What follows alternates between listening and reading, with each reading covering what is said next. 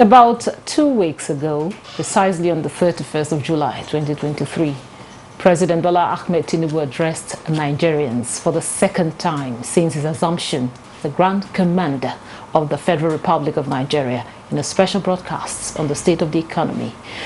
The president had appealed to Nigerians to look beyond the present temporary pains and bear with him as he takes hard but necessary steps towards repositioning the country with the unfolding of interventions by his administration to cushion the effect of fuel subsidy removal. Encapsulated in the intervention programs are industrial reforms, expansive agricultural programs, ease of transportation, and review of workers' salary, among others. Fast forward to Thursday. The federal government has started fulfilling its promise to Nigerians with the announcement of 5 billion naira palliative to the 36 states of the Federation to reduce the effect of the subsidy removal.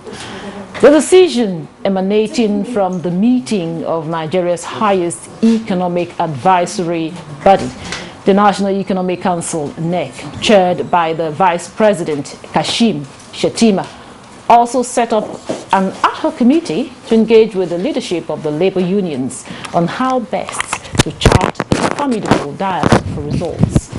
Recall, following the hike in the price of petrol, the Nigerian Labour Congress NLC and the Trade Union Congress TUC embarked on a nationwide protest on the 2nd of August 2023. The committee, therefore, is expected to liaise with the leadership of labor unions to find a way forward on the emerging issues. But beyond this, the cheering news of palliatives is no doubt one that would bring relief, especially also with the release of 5 trucks of rice to each state. But the question is, how will the process be implemented for the benefit of Nigerians at the subnationals? And what level of compliance to this directive are we expecting to see? This is our focus on Nigeria today. Thanks for joining us. I am your carrier, Clinton.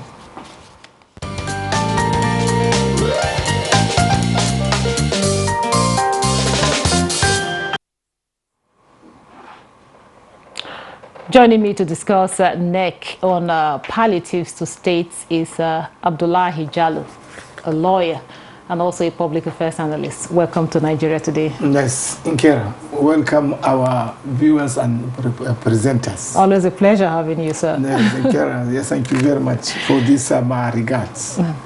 Also joining us is Omona Ukuku, an investment and economic development expert. Glad you could join us. All right, thank you so much for having me. I'll start with you, Omona. The announcement of the 5 billion naira to states to lessen the effect of, of the fuel subsidy removal, it has continued to generate mixed reactions.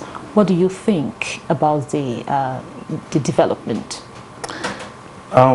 First things first, you need to look at a few things. That's number one would be there's this trust deficit that already exists in the atmosphere, in the whole system. So, a government coming out to say, I want to do this.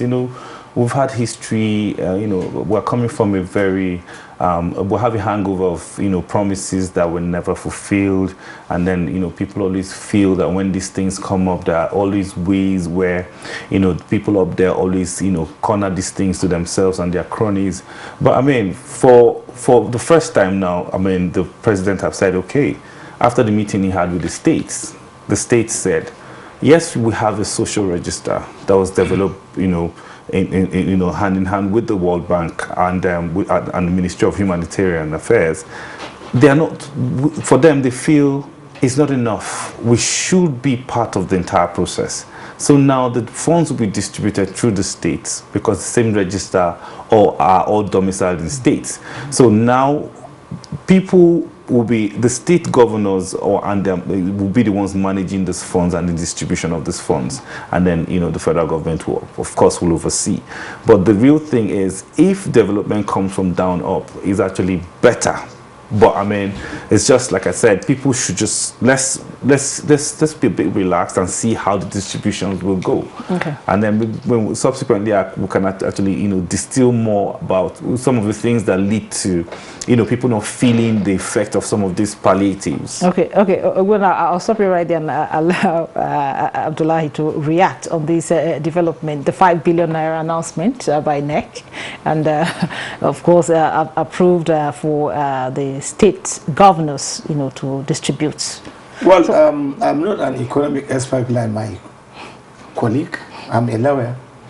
But honestly, when I heard that the president has given 5 billion naira to each state, I became amazed. I'm thinking Buhari has come back. Why? My contention is, if you multiply 5 billion in Kera by 36 states, is 180 billion, which is equivalent to about $20 million. This money is enough to repair our Port Harcourt refineries.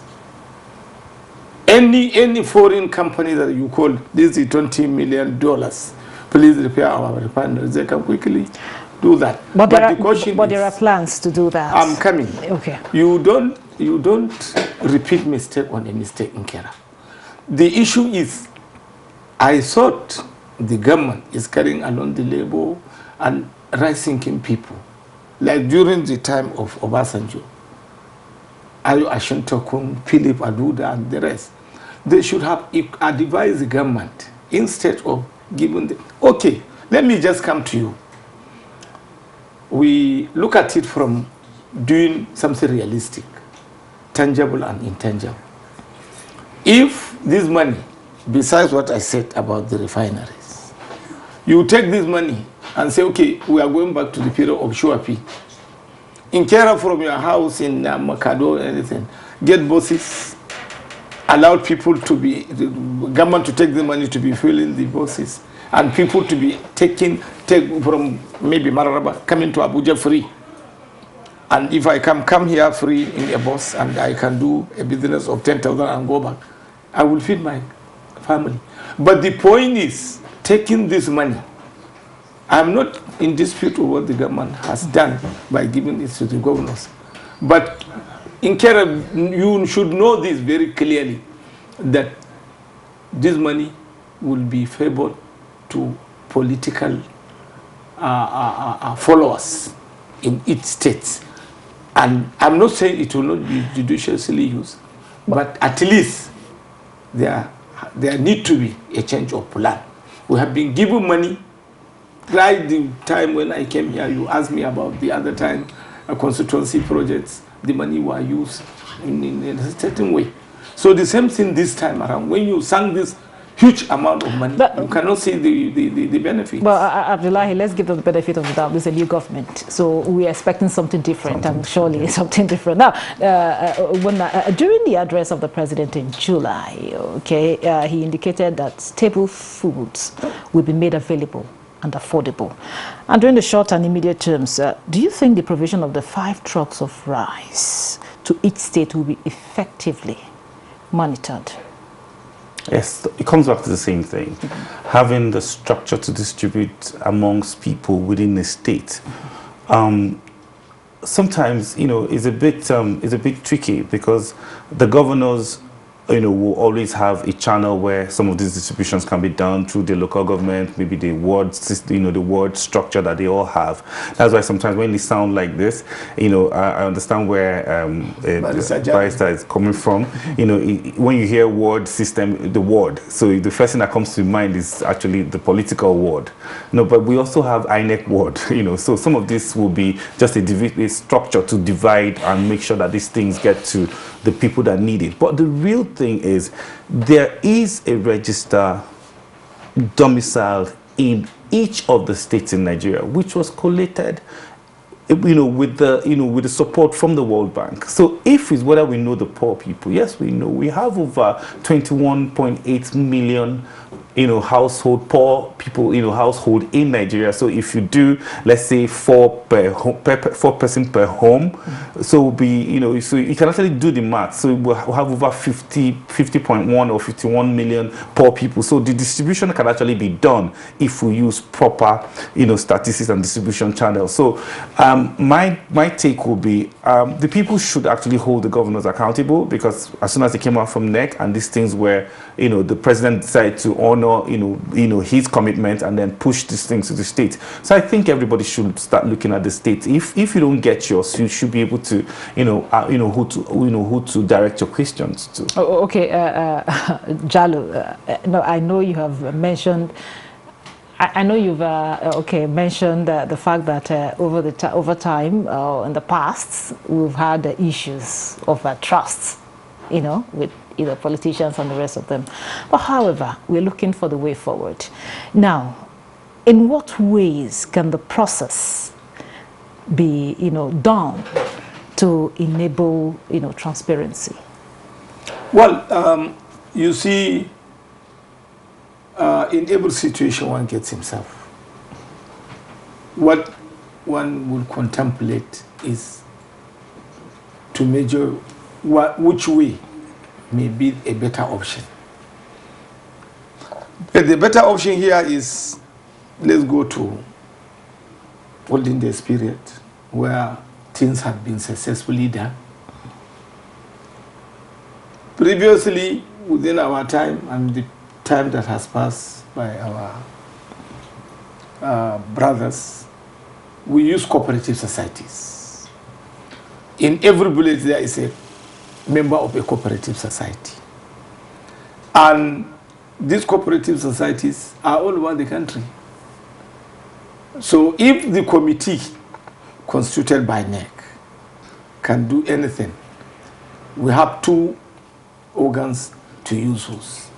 If you need these things to go to the downtrodden people, irrespective of political leaning, i.e., all farmers association, genuine organizations, particularly cooperative societies, and the federal government should involve a serious machinery for supervision, i.e. ICPC, EFCC, DSS. Because I could remember when my governor assigned somebody in Gombe to distribute fertilizer. Already DSS were taking care during Buhari's time. And they wrote their position up to the chief of staff. So if the federal government will supervise it properly, meaning beside this institution that existed, there is going to be, at least the state governors should be advised, please, let's have a trust fund. People that have integrity, people that are not after money. Because in every state capital, there are people of integrity. And the governor will say, okay, I have constituted 2 or 3 persons. Please, let's hear all the local governments. This right of the federal government has residue. But the question is, rice is not a common food for a common man. And its attraction would easily bring a lot of interest. But we should pray that the governors, by the trust given by the president, let them do the needful. At least Nigerians are suffering. Okay. Thank you very much. It is still Nigeria Today. Let's pause for a break now and listen to what Nigerians are saying concerning the decision on palliatives to state, as packaged by our correspondent, Patricia Esami Nduba.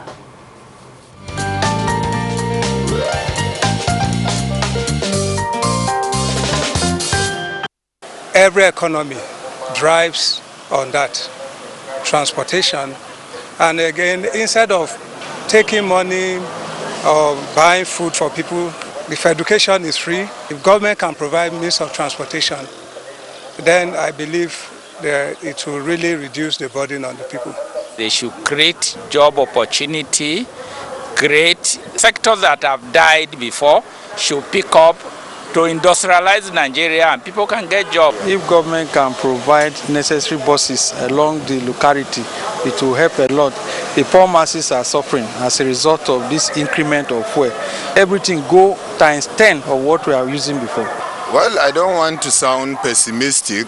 I am of the belief that if properly managed, they can effectively deliver. How many people will have access to these palliatives? We have people in the grassroots there that are gossiping. They don't know. They don't have access to the road. So it is a system where we have to sit down and look at it holistically and devise way of either subsidizing this thing and then put in our best. Make sure that the refinery kick up, we start producing fuel, and then automatically we eliminate the effect of oil subsidy.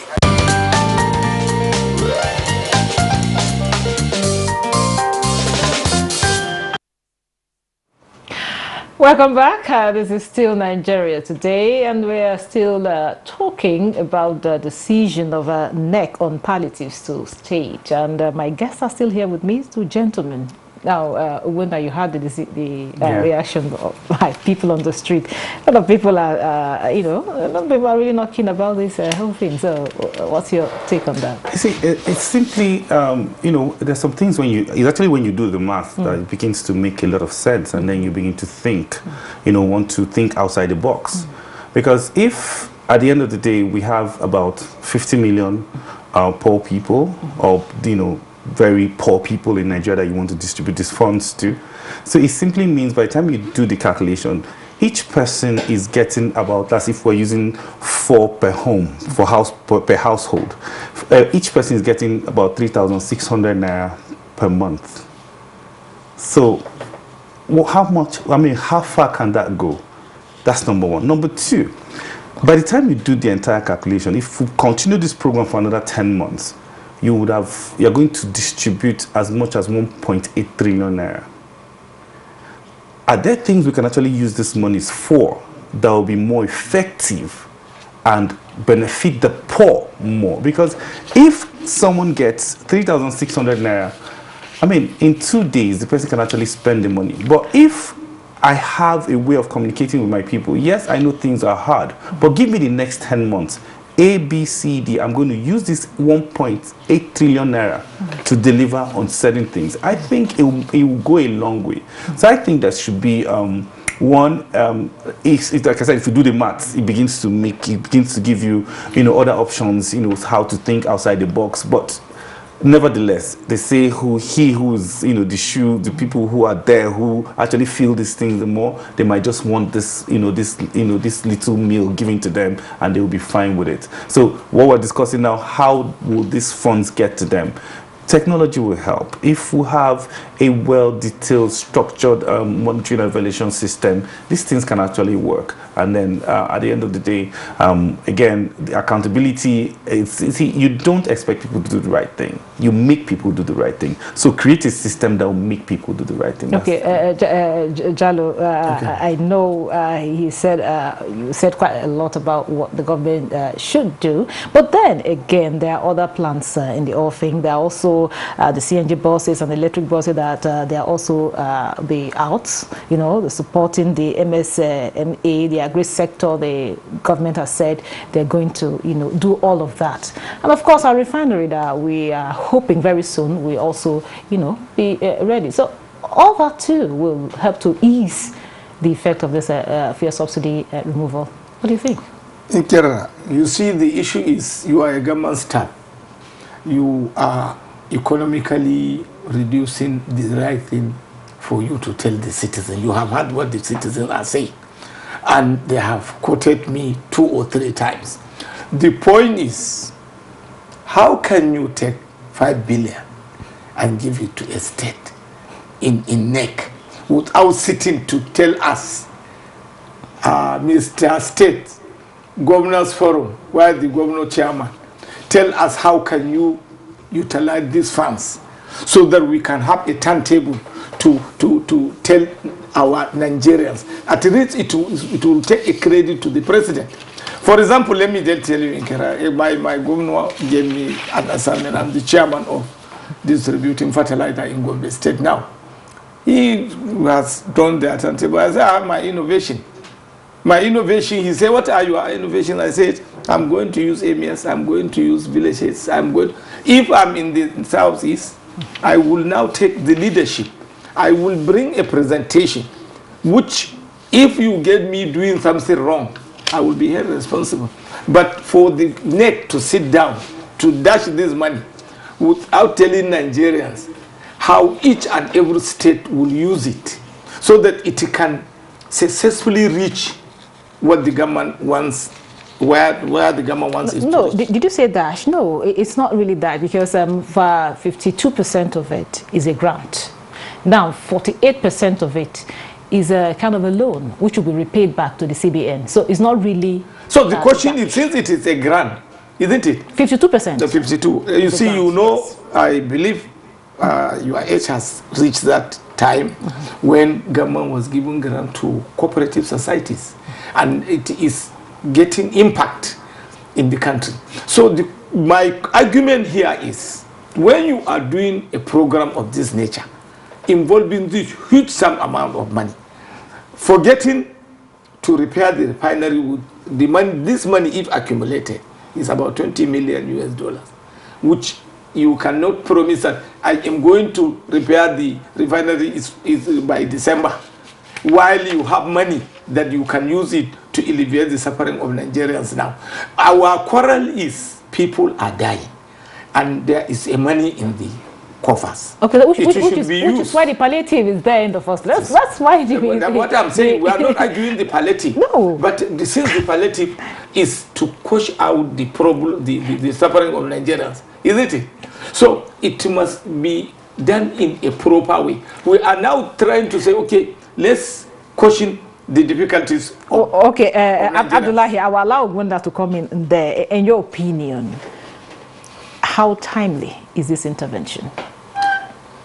Every intervention is needed from the first day the subsidy was removed. I mean, that would have been the first moment that we should hit it off. But nevertheless, we needed to accrue some of these funds, because I mean, you have to calculate, if you remove subsidy, those savings, you know, it becomes an accruance, which is now what we are planning on how to redistribute to the system. So I mean, it's timely. We have to move at it. And we need to get the people to understand, and I mean, the states at the NEC level will not be telling us. They should go back to their states and tell the state what plans they have, if you ask me. And then again, you know, Alaj, you know, when we talk about this refinery, you know, sometimes, you know, we need to do a proper diagnosis of what has happened with those refineries. But just before you continue, money has been set aside for the refinery, for fixing the refinery. Yeah, so continue. So, but I mean, the work that needs to go into the refinery, just like, you know, 404. The car, that Peugeot 404. It's just like you're trying to turn Peugeot 404 to a 2003 or 2023 model. Like a Ferrari. Yeah, it's a very difficult task, really. Yes, you have some of those infrastructure. I was part of you know, the team that bought over LMA Petrochemicals. I know how much it took to revamp the place to get it running. It's not that it's impossible, but I mean, people need to understand that it's not that quick. It's not something, because some of the pipes are all rusty. You need to remove, and if you know, replace them. Some of the distillers are not working anymore. You need to, you know, fire them back again, and some of them you need to, and some of the equipment, the people that manufactured them, they don't exist anymore. So there are new technologies that you need to replace them with. So there's a lot that goes on there. So I'm not trying to, you know, hold brief for the NNPC, but these are things they should have told Nigerians, you know, ever since, that these things are not just, you know, things that you can do overnight, you know, walk into a shop, you know, get something from the shelf and replace. Thank you so much, Well, I really wish we had more time. But, you know, that's why we draw the curtains for today. But before we go, we'll appreciate our guests. I want to appreciate Abdullahi Jallo, a lawyer and a public affairs analyst. Thank you so much for your time and your contribution. And also, I want to give a very big thank you to Ogbono Okuku, an investment and economic development expert. Thank you so much for your time. Being here. And to my viewer, thank you for always being a part of this. Don't forget, Nigeria Today airs every weekday by 7:30 p.m. on NTA News 24. You can watch this and other episodes on www.youtube.com/NTA News 24 Hub. Once again, thank you for watching. I am Victoria Clinton. See you next week.